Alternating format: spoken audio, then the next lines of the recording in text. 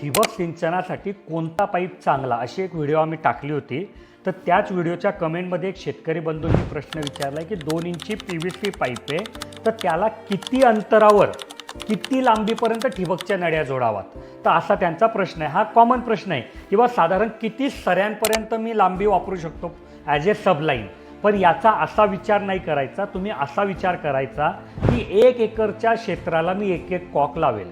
म्हणजे समजा कोणी शेतकऱ्याचं 2 एकर शेत आहे, 1 एकर हे 1 एकर हे, तो इकडनं पाईपलाईन आली ना तर इकडे 1 कॉक लावायचा, इकडे 1 कॉक लावायचा की हा कॉक जर उघडला तर इकडचं 1 एकर कव्हर होईल, इकडचा कॉक उघडला तर इकडचं 1 एकर कव्हर होईल।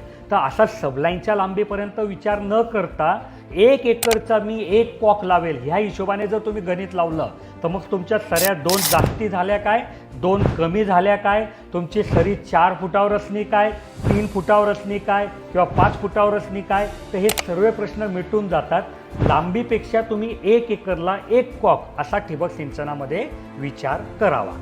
तुमच्याही मनात ठिबक सिंचन स्प्रिंकलर सिंचनाबद्दल काही प्रश्न असतील तर आमच्या चॅनलला फॉलो करा, कारण तिथे अशी तांत्रिक माहिती येत असते। तुम्ही कमेंटमध्ये तुमचा प्रश्न विचारला तर पुढच्या व्हिडिओमध्ये मी तुमच्या प्रश्नाचं पण उत्तर द्यायचा प्रयत्न करेल। आणि माझी ही मेहनत तुम्हाला आवडत असेल तर व्हिडिओला लाईक नक्की करा आणि ही व्हिडिओ प्रत्येक शेतकऱ्यांपर्यंत पोहोचवण्यासाठी मला मदत करा।